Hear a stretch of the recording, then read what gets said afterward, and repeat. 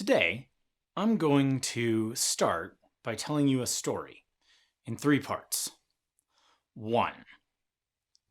When I started my first job out of college, with a physics degree and some really terrible Fortran as my only experience, my new boss handed me 2 books. One was Kernighan and Ritchie's The C Programming Language, because I was going to be writing C, and the other was Steve McConnell's Code Complete 2. Both great books, but for today we're going to focus on Code Complete 2. And specifically, we're going to focus on one of the many good ideas McConnell had there, which is when you have a function which is going to do something, say, compute a total from a maximum and minimum by summing over the range between them. Then, instead of declaring all your variables at the top of that function, from the total to the min and the max to even the loop index, declare them where they'll be used. Max and min, declare and initialize for each computation, total right before the function, and if your language supports it, index the loop inside the loop. McConnell notes that this has a lot of really lovely knock-on effects for how you structure and think about your program. It forces you to think about the scope that each variable should have. And this not only makes it easier to understand your code when you read it, it also makes it easier to make changes to your code.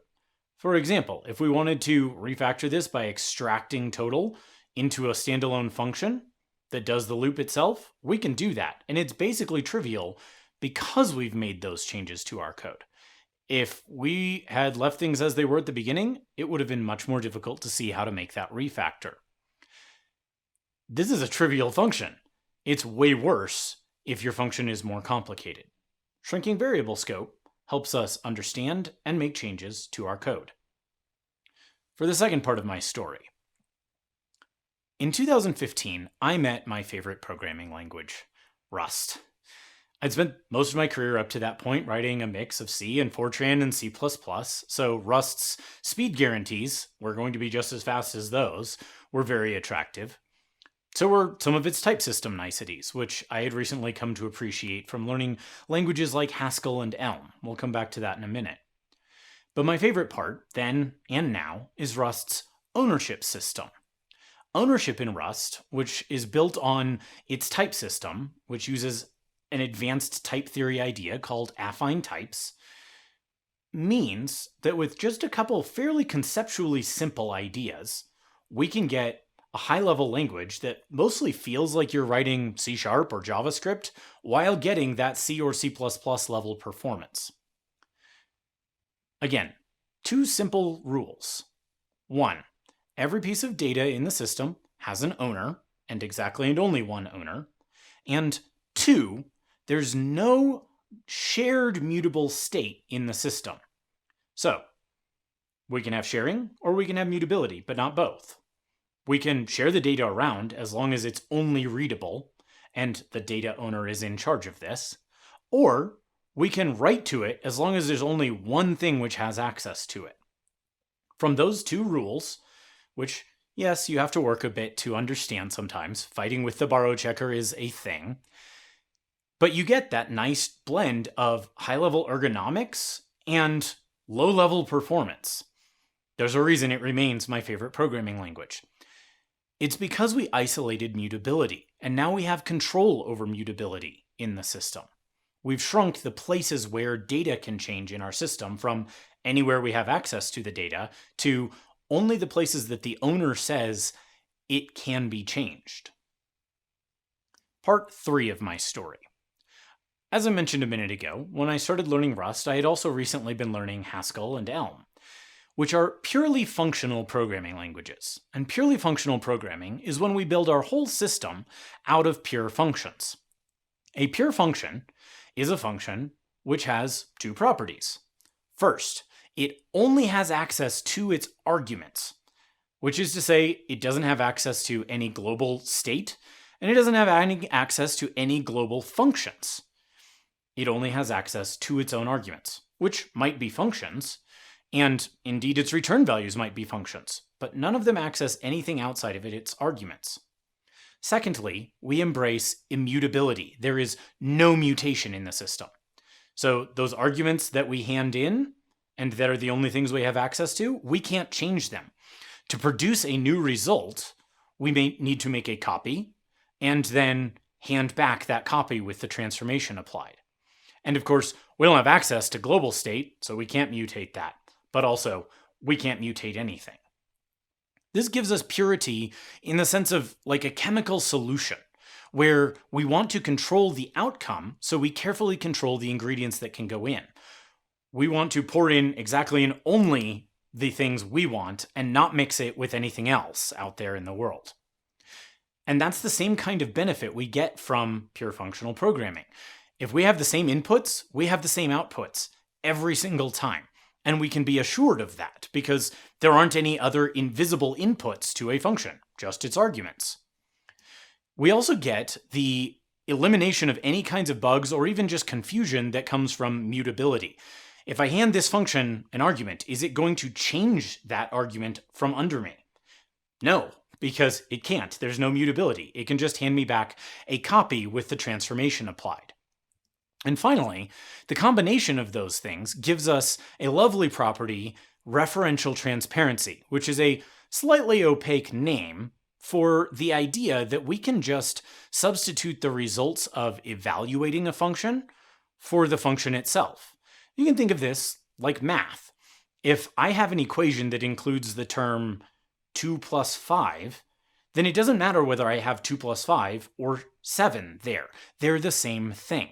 And in fact, if I have an equation which has a sub-equation which does that, I can still just substitute it. It's the same value. Pure functions, because they only have access to their arguments and their arguments are immutable, have referential transparency. The net of this is, when I look at a pure function, this function only needs to understand itself to get its job done, and I only need to understand the arguments and the outputs of this function to figure out whether it does the right thing or not, to figure out how to improve on it, etc. In a language like Haskell or Idris or Elm, where every function in your program has those properties, every function in the program gives you the ability to look at this function and not have to worry about that function over there to understand it. Now, there are other complications that come along with this, and these languages have solved them, like how do I do a console log if I don't have access to a global console.log function? But for today, I want to keep focused in on our ability to think about this function right here without reference to that function over there, and vice versa. Pure functional programming enthusiasts will often describe this as pure functional programming giving you the ability to reason about your code better. But what does reasoning about your code mean? The term gets thrown around a lot, so let's try to dig in on it a little. I think that reasoning about your code is the ability to understand your code. What will it do? How will it do it? And there are a lot of things we want to understand about our code. Some of those are classical computer science kinds of reasoning. For example, what's the algorithmic complexity of this implementation? How will it scale up or down speed-wise as we have to traverse more data? And the same thing for space usage. How much memory will this data structure use as it grows, as we put more and more data into it? We also want to be able to reason about things like changing our code. What code do I have to change and where in my program to fix a bug? Or to improve the performance of my program, whether that's along computer science reasoning terms or along terms of cache locality or things like that. Where do I have to go if I want to add a new feature to my program or remove a feature from my program? What do I have to change? And then the last one of these I'll call out, though I think there are more. This one's the big one, right? Does my code work? Does it do what it should? Does it solve the business problem I'm setting out to solve with it in the first place? Sad to say, I have read a lot of code, and even sadder to say, I have written a fair bit of code where it's actually really hard to understand the answer to this question. Ugh. Now, as a result of the importance of reasoning about these things, of understanding our code, we've built up a lot of tools and techniques over the years to try to get a better handle on them. But, and this is my thesis for the day, I think the key to all of those in many ways, or at least a key ingredient of all of them, is the ability to reason locally, to understand this piece of code without having to go understand other pieces of code in the system. Or, as my wife put it when I introduced this idea to her, we want to shrink the radius of what we have to think about to understand our system. So, going back to our first three examples, Code Complete 2's variable scoping guidelines from Steve McConnell, those helped us improve our ability to reason locally about variables and variable scope. And that improved our ability to work with that code over time because we could now understand it better and make changes to it, extract that loop into its own function. For Rust, control over mutability gave us the ability, again, to understand our system better. We know where data change can happen and can't happen. For refactoring, because the compiler will have our backs when we go to try to make a change. If we say, I want to write this now, and it's not writable, it's in read-only mode, the compiler will tell us. And by dint of that same compiler telling us, we get rid of a whole bunch of bugs. We get memory safety and a high-level programming language together by decreasing the scope, shrinking the radius of what we have to think about in terms of data mutation. In pure functional programming, similarly, combined purity with immutability to give us referential transparency, which lets us understand this function without reference to that function, which allows us refactor that function and know it won't break this function, and also gets rid of tons and tons of bugs for us by doing that. All of these improve our ability to reason about our code, to understand it, and therefore to work with it by improving our ability to reason locally about it. They let us shrink the radius of what we have to think about. Now, at this point, you might be thinking, but is that really so general a principle? You could have just cherry-picked these examples because they fit well with your thesis. I did not.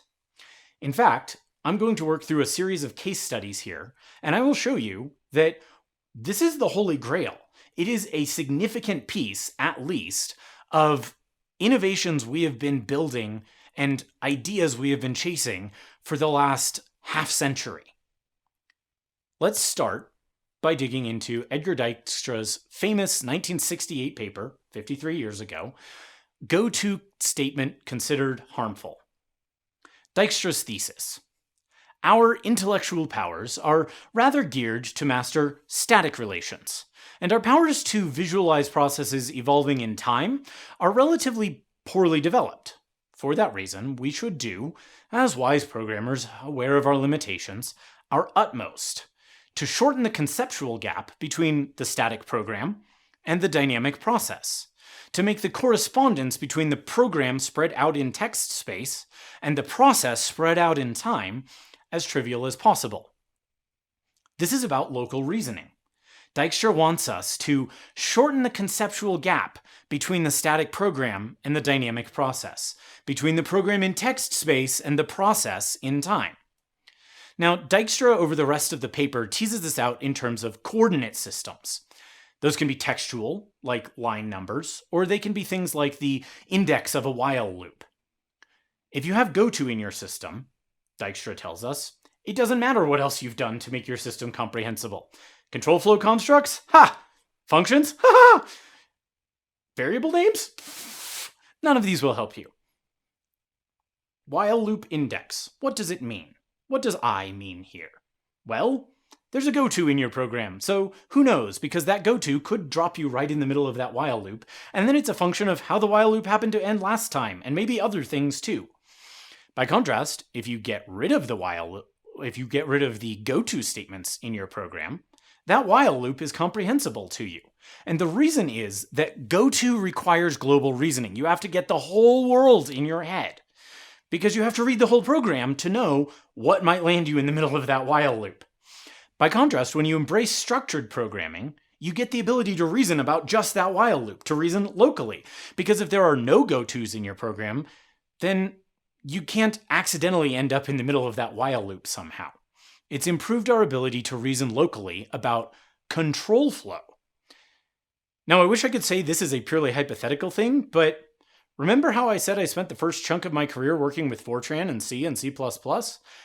Those programs were riddled with goto.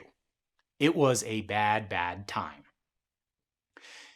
I literally had to understand the whole flow of the program anytime I wanted to make any changes. And so the only way to actually make progress there was to work to eliminate every single goto statement in the program, to turn it into a function, to turn it into a structured while loop, whatever the case may be. And that did pay off. In the end, I could reason about the code because I had gotten the ability to actually have meaningful control flow.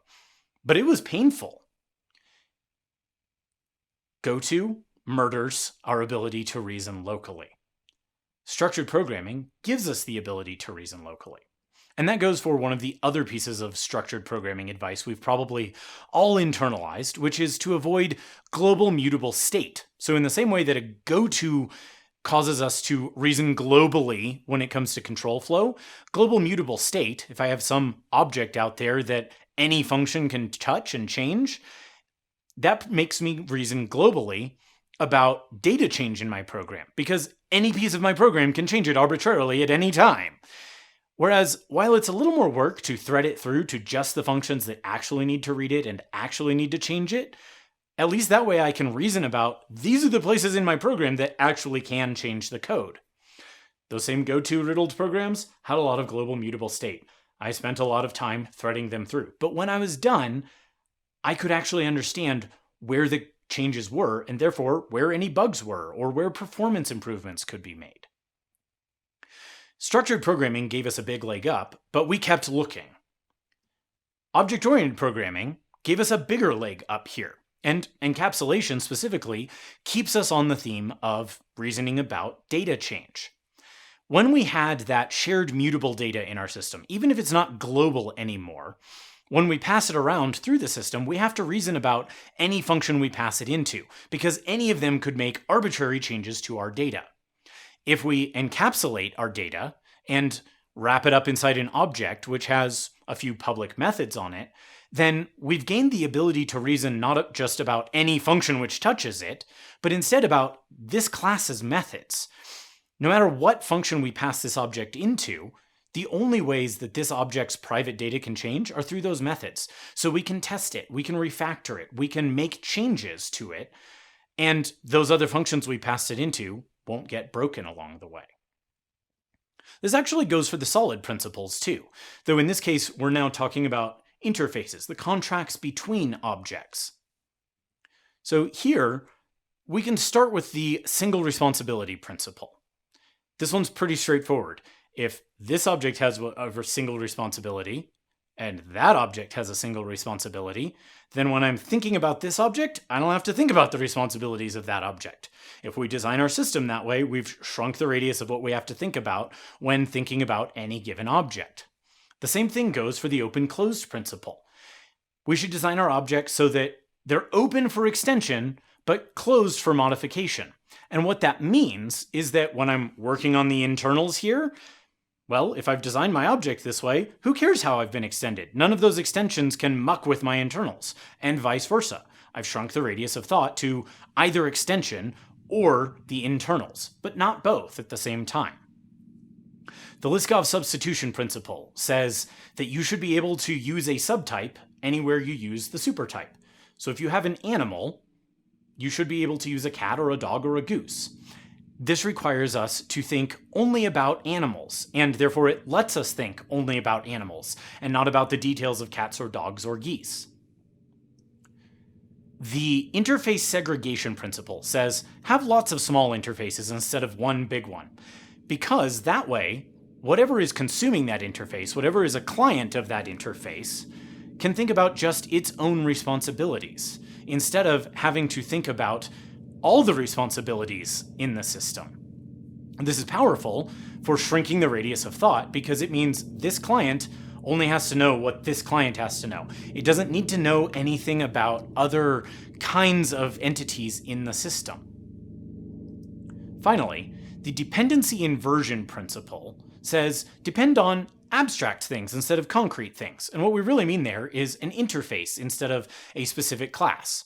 Whether that's a formal interface like in C# or TypeScript, or a duck-typed interface like in JavaScript or Ruby, The big idea is if we depend on an interface, then we can swap out the implementation. We can change the details on the other side of the implementation. We use this all the time to make testing possible, for example.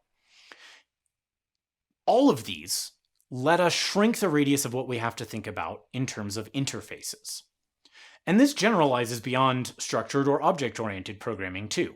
The actor model, best known in the context of Erlang, which runs the telephone systems in the United States, helps us to reason locally about resilience or fault tolerance. In a traditional monolithic system, we have system-wide failure and recovery. If an exception gets thrown and isn't handled somewhere in your system, the whole thing goes down. In an actor model, instead, we have a bunch of small pieces of our system which can talk to each other by sending messages, but they can fail without other pieces of the system failing. So you can say, I know this is a fatal condition for this piece of my program, and I can just let it die. And the supervisor can say, hey, come back up in a healthy state, please. And the rest of the system is stable against that. We have independent failure and recovery. This has improved our ability to reason locally about fault tolerance and about resilience. It goes for types, too, and how we use them in our program. This is closely related to some of those OO principles, but it's just as applicable in functional programming. Let's imagine we have a user class. This has a name and an age and an email address and a state of residence. We'll say this is a United States user.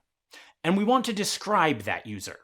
Well, we can do that by having a function which accepts a user and returns a string which pulls the username and age together. Chris is 33 years old. There's a problem here, though. We're actually coupled to all the details of the user. When I call describe, I don't have any way to know whether, in fact, describe is using the email address and the state. It's not, but I don't know that. I can't make changes to those without checking the implementation of describe. And even inside describe, this is a simple function, but if it were a little more complicated, I could accidentally end up coupled to the email address when I didn't originally mean to. It makes data coupling hard to reason about. By contrast, if I say, hey, this describe function takes any object which has a name and an age, which are a string and a number respectively, now I've eliminated that data coupling. As a caller, I can say, here's a user, because I know that it doesn't depend on the email or the state of residence or anything else. And internally, I'm now protected against accidentally depending on details I didn't mean to. In sum, we've moved from reasoning about a whole class to reasoning about structured data, from the user to just those particular things we care about.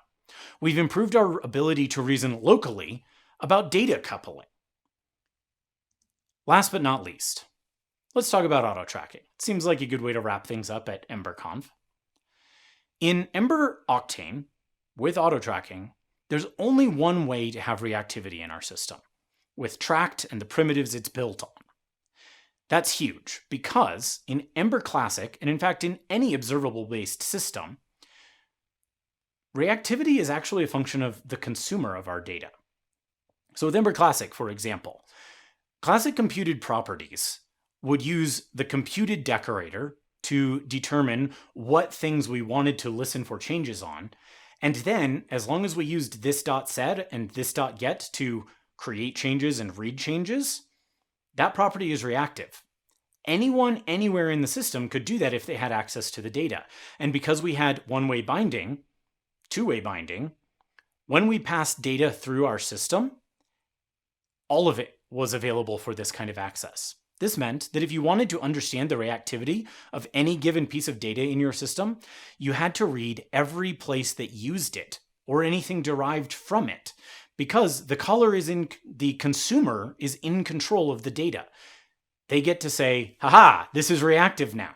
And I would say this is about the worst thing I can imagine in terms of defeating our ability to reason locally about reactivity, except the second part is even worse. The second part is that we also had observers and observer-like lifecycle methods. These chain on top of that original problem and allow us to create arbitrary further pushes of reactivity into the system.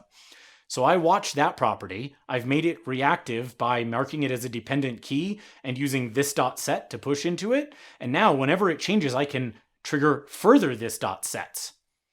If you want to understand, therefore, the full reactive flow of data through an Ember Classic system or anything that looks like this, you have to track all of the data that is involved all the way through the system. No matter how implicit that transition is, no matter if it goes through a did receive adders and therefore you don't even have a computed property key to check, you have to follow it. This, infamously, could get us into infinite loops because you could set a property over here, call a did receive adders here, which sets a property there, which triggers an observer there, which sets the original property again. Oh no. This was terrible, to be perfectly honest. I liked a lot of things about Ember Classic, but this was terrible. And that's why we've moved to auto-tracking, because it puts the owner of the data in control of reactivity. And this is huge. When we mark a piece of root state as reactive with tracked, that is what makes it reactive. Nothing else in the system can make it reactive. We no longer have this kind of arbitrary reactivity where consumers are in control. The owner of the data is in control of the data. Second, because we've got real one-way data flow, because Glimmer components don't have two-way binding of their arguments, and because we've gotten rid of observers and observer-style lifecycle hooks, we now have a situation where we can be confident that there are also no arbitrary pushes of reactivity further into the system. We've improved our ability to reason locally about reactivity. Reactivity happens where things are tracked, and that's it. Thinking back to Rust, this should sound familiar. Rust gave us control over mutability, and that let us reason about the rest of our system because we knew where data could change. That's true here of reactivity. Now we know where data can change in reactive ways that matter to the rest of our system. Or pure functional programming. We embraced purity and immutability because they gave us referential transparency everywhere else. We could reason about this function without having to think about that one. Control over reactivity does something very similar. By isolating reactivity to tracked properties, we've made it so that everything downstream of those is a pure function, is referentially transparent. And to bridge into the parts of the world that aren't, we have constructs that explicitly bridge into going and doing something with the DOM or handling events coming from the DOM. We've gotten basically referential transparency all the way throughout our system because we've isolated reactivity. We've shrunk the radius of what we have to think about when it comes to reactive data. So to sum up, it's really important to be able to reason about our code. We need to be able to understand what our code does and how it does it. But to do that, we have to be able to reason locally. We have to shrink the radius of what we are trying to understand for us to be able to comprehend it and therefore to work with it, to make changes to it. So from affine types to the actor model, from structured programming through object-oriented programming, all the way up through auto-tracking and the kind of pure functional programming model that it lets us embrace in an Ember Octane app, local reasoning is key. Our big takeaway should be that we need to keep leaning in on local reasoning. We need to shrink the radius of thought. We need to keep it local. Thank you.